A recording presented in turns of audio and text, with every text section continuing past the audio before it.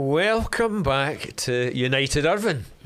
And for our podcast today, we have the lovely Lyn Thomson, who is a worship leader at Muir Relief and is thoroughly involved there. Lyn, it's fantastic to have you, and I'm really interested to hear a bit more about your own story of faith and how you came to be involved with Muir Relief and what you're doing there and what's happening in Muir Relief. So tell us a bit about yourself, Lyn. How did you come to faith? What's the story? Well, it was a long, long time ago, and I met some people at work, and they were always happy, and they were so nice, and I thought, I wish I could be like that. And I thought, I wonder why they're always so happy all the time. So I did ask one of them, and she told me. And she told me it was because she'd been born again, which I thought, oh, you know, as you do. And so I asked her a little bit more about it, and a little bit more. And she said, why don't you come to church with me on Sunday? So to be honest, I had nothing better to do. So I thought, I don't want to be rude and say no. I'll just go. And I don't quite know what happened, really.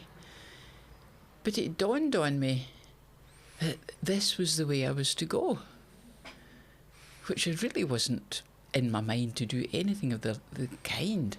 So I went for a couple of weeks, still thinking, I'll just go once more just to be polite. But somehow or another, in October of 1974, you know, it dawned on me that I needed to do what they had done. So I did. I just walked through the door of God's grace. But in my innocence, I thought, oh, well, that's that now. I've done that. I'll now become as happy and joyful as they are. So I just waited for something to happen. And then it dawned on me that I had walked through a door, but there was a path behind the door. And that I needed to start walking along that path.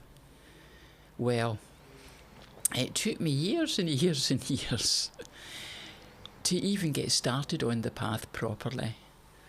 Because I'd got this idea that I would now find life very easy. And I'd read certain books by people who had got born again and had become very rich. Everything had marvellously and miraculously gone right for them very, very quickly. And I kept half waiting to see if I was going to be one of the lucky ones. I laugh at myself now, at the foolishness of that, but only in a nice manner, you know. So I started seriously must have been about 6 or 7 years after the first walking through the door. I started to really explore where I was going. And it just went from there, really. And we moved about a lot with my husband's work. And I went to churches here and I went to churches there. And then we didn't go to church for a long time. And I'm not sure why we didn't do that, but we just stopped going. But we prayed and we read the Bible and we carried on as Christians. And one day, my mother was still alive at the time, but she was in a wheelchair. And she'd been married at Muir Church. And she was getting very, very old by this time. And she wanted to go back to Muir Church, where she'd been married. I thought, okay, we'll do that. So I phoned up the session clerk and said, have you got a disabled entrance at your church? No, he said, but I've got a ramp. I thought, okay, I explained to him, my mother wanted to come and see where she'd been married. I'll put the ramp out for you. So he did, fair enough. He put the ramp out. And at the very last minute, my mother didn't want to go. So we went instead, just to see what it was like. And we're still there 14 years later. And my mother never ever did go. No. But we ended up going, becoming members, becoming elders. And I became a worship leader. And, well, that's just where we go now. Yeah. You know. Yeah. But it was one of those strange leadings. Yes. That someone else leads you into and then they don't go, but you do, you know. So it was like that, actually. Yes. That's interesting. So you talked about walking into this door, through this door of grace, and a pathway behind it. Tell us a wee bit about the things that helped you find that pathway, helped you find those footsteps that you were to take. How would you describe that? Well, it came in ways quite odd sometimes. It was people. It was people saying a good word to me at an opportune time. It was people suddenly popping up with encouragement. It was odd things, like I was a nurse at Kilmarnock Infirmary. That's how old I am. And I was very, very fed up. I wasn't going anywhere at that time. It was almost as if everything had stopped. And there was a church on the way to the hospital. I had to pass it every day. And they had a wayside pulpit.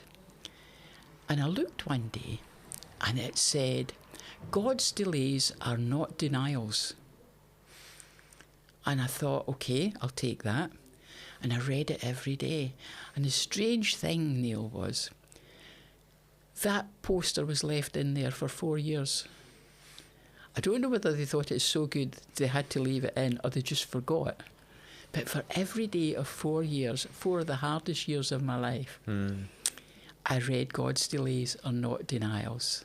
And then everything began to change because I'd begun to change. And it really helped me just to not walk away from things that were difficult, but to walk through them. And at the end of those 4 years, everything had changed. And one day I looked and they changed the poster as well. And I thought, well, thank you, God, because I did need that, because that was a tough time.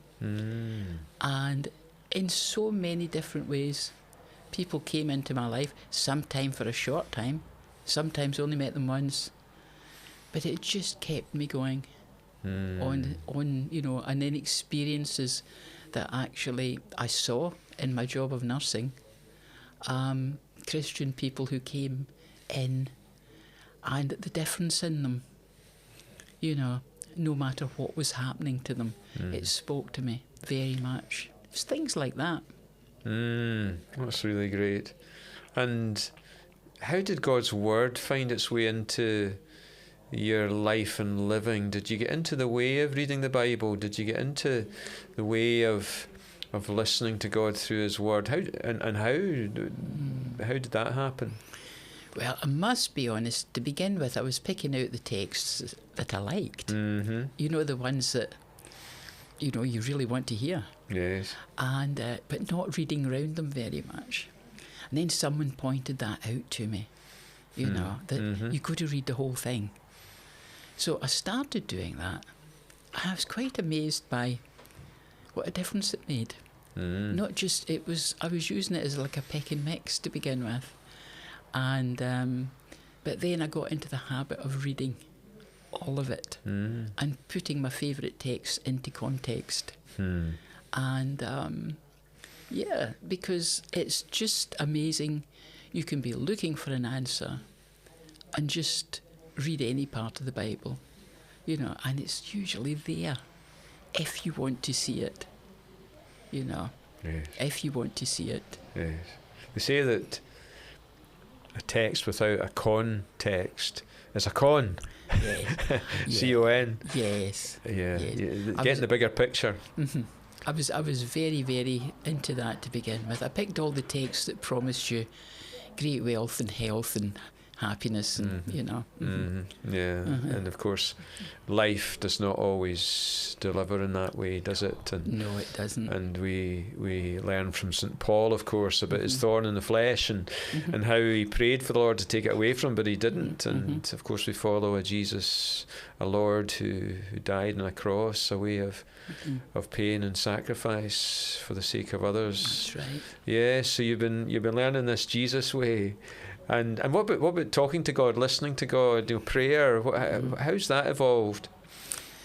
Well, of course, to begin with, I was just asking for things, It was give me.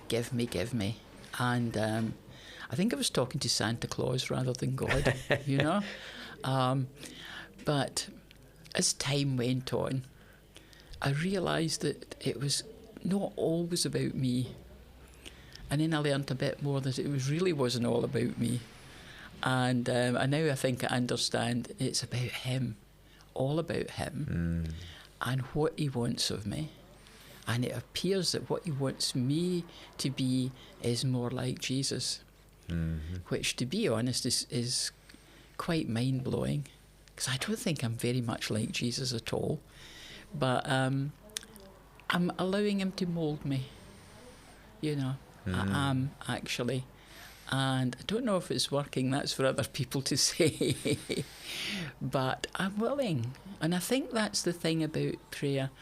As long as you're willing, even if you say to God, I don't know if I am willing, but I'm willing to be willing. It's a great start. It's what I've always done. Because there's no point in saying, oh yes, Lord, yes, I'll do all that. Well, you've no inclination or intentions. I'll say to him, I'm willing, or if it's really, really not what I want, I'm willing to be willing. And we work it that way. Yeah, brilliant. And clearly people are important in your life. You're a people's person, I sense, Lyn. You get on well with people get on well with you, and people have been able to speak words into your life and encouragement into your life, and you've become a part of the Muir Relief church family, or Muir that's become Muir Relief, and now a part of United Irvine. Tell us a bit about what's happening in Muir Relief and how you're involved, and let open our eyes. Well, we get up to all sorts. We do, really. It's a slightly older congregation, but that, of course, means there's a lot of experience in there. And there's a lot of people who've seen it all, done it all, got the T-shirt, and they're still going, which is a great thing. Myself, I take services as a worship leader, which I thoroughly enjoy. And I do, every second Wednesday, I do a social afternoon called the Friendly Hour. And it really, really is. Sometimes we have speakers, sometimes we have music, but we always have tea and cake, and we talk to each other for as long as we want to, and it's really, really good. So if anybody would like to come along every second Wednesday, and this Wednesday, for instance, we're having someone coming along. She's going to sing us Scottish songs. She's in a wheelchair. She doesn't let it stop her. And we're going to have a great time. All sorts of things going on. Sunday school, other groups of people. There's quite a lot of need for pastoral care, as it is an ageing congregation, which we do our best with. And yes, it's just a thoroughly good old-fashioned church. And you're involved with prayer, leading prayers on Facebook as well, aren't you? Tell us a wee bit about that, because you have a good following. I have over 400 people. I've only just found that out by pressing a button accidentally, and it came up to show me, because I'm not very technical. But every Wednesday at 2 o'clock on Facebook, I do a reflection for the week. And at the moment, I'm keeping people up to date with the state of my tomato plants, which I've done quite well this year. But then I think about what God's been saying to me. And I'm reading a book at the moment. Very interesting book. So every Wednesday, I'm catching people up with what I've read in this book. And it's quite amazing. I get some quite great replies. There's people in America. There's one in New Zealand. There's 2 in Spain. And I'm not sure where everybody else is. But it's a great joy to do that. And I've been doing it for 5 years now, every Wednesday. Yeah. Wonderful. So folk can tune into that via the Muir Relief Facebook page? Yes, they can indeed. Yes. Yeah. And, Lovely. yeah. Lovely. And church is people. People is church, and you're clearly involved in building up the people of God and are being built up by the people of God. What's your sense of what God is doing in Irvine and through United Irvine? Well, obviously, God is always in the business of bringing revival. I really do believe that. And sometimes, I know it's an old-fashioned saying, but it is true, some things have to fall apart for other things to fall together. And I think that's what's happening at the moment. Everything's been moved round. And, you know, like moving anything, you know, it's a bit disconcerting to begin with. But if you don't move, you'll never find out where you're moving to. And I think it'll all work out well in the end. And it may in fact be the beginnings of a revival, which I pray for. And it's really got to start with us, hasn't it? It does. Yeah. Someone was pointing out to me about when John Wesley, I forget what year, a long time ago, he and a friend started preaching in fields. And that is when the great English revival broke out. It's because they did something different. I thought that's really worth remembering. Yeah. So whatever happens, as long as God is glorified, and you know, the Spirit of God is set free in the town, which it desperately needs, it's got to be good. I was reading about the sequoia tree, these great tall pines, particularly in Canada and the US, North US, and how they can live for over 2,000 years, and how they can reach 200 odd feet high, and they're really resplendent, magnificent trees, and when their root system is quite shallow, so when winds come, their roots kind of pull together, but when they're cut down or they die, what happens is those roots come up and produce new trees. And that's what I sense happening and will happen, you know, in Irvine, Lyn, kind of giving an illustration to what you're describing there. You know, in 10 years' time, what will the church look like? I sense that it will have more happening around in smaller groups. There will be the importance of coming together in bigger groups to worship, to witness, to be together. But also there'll be these new sprouts coming up, these new signs of new life, of renewal and growth and revival, as you put it. Lyn. Like it was in the beginning. It was church was house, wasn't it? It was in people's houses. It was everywhere. You know, and I can see that. Yeah. It's lovely to hear you talk so freshly and freely and openly about your own faith and about what you see happening at Muir Relief and further afield in Irvine. And this book that you said that you've been reading recently that's been inspiring you and encouraging you, what book's that? No, it's do you know, I can't remember the title. It's about becoming like Jesus. It's by is it John Comer? John Mark Comer? Yes. Is it Practicing the Way? Yes, it is. Yes. I just could not get that there. Yes, Practicing the Way. Yes. It's quite eye-opening though. You know, you've really got to examine what you believe as you go along, don't you? And to really know what the Bible says. Because sometimes you get it into your head what you think it might say. But then if you read something like that, which I had to raise my eyebrows when I first started reading it. I thought, goodness, yeah, I'd kind of lost sight of that. I'd forgotten about that, what it actually says. So that's the book I'm reading. Very, very interesting. And I found another book very, very similar to it, and it's called The Sheer Relief of Holiness, which I'm reading. And that too says very much the same, only in different words. It's very, very good. Yeah. So that's what I'm sharing with people every Wednesday, as far on as I'm getting with wonderful, that. Wonderful. And in home groups where study groups were looking at practicing the way we're going to use. We're using this book and John Mark Comer's materials.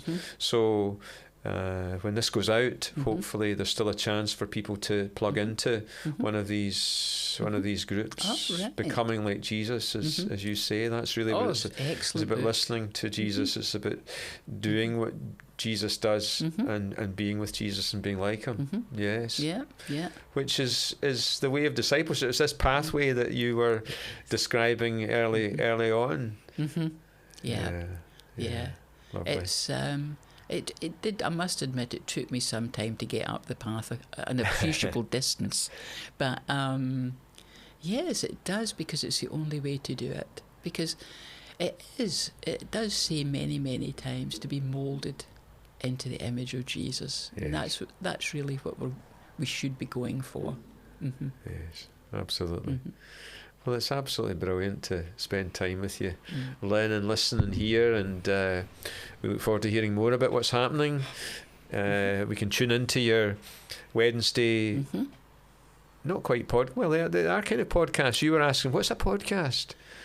Funnily enough, I was thinking that when you told me what a podcast was. I thought, that's maybe what I'm doing, and I don't know it. And you didn't know it. I'm cleverer than I thought I was. I know you're a poet and you didn't know it. I did indeed. Yeah, I think you are. You're getting the word out there, Lyn, and people are tuning in and listening, and you're pointing to Jesus. That's what it's all about, isn't it? Well, it is, actually. It is, because the thing is, and I think it's in that same book we're talking about, if we're not being moulded by Jesus, who are we being moulded by? We've got to be really careful who we believe in, because we have to entrust our lives to that. So it does do to be very careful. Yeah, who's influencing us, who's inspiring us, who's inputting into our lives. Very much so. Yeah. So yes, Jesus, continue to overflow our lives with your light, your word, your worth, and your will and your way. Thanks so much, Lyn. Blessings into and through you and Gavin and your relief. Thank you. It was a pleasure. Thank you. And thank you for tuning in to United Irvine, and hopefully you'll be able to tune in again. Why not subscribe and share, and tell us who you would like to hear more from United Irvine or even beyond. Go well, friends.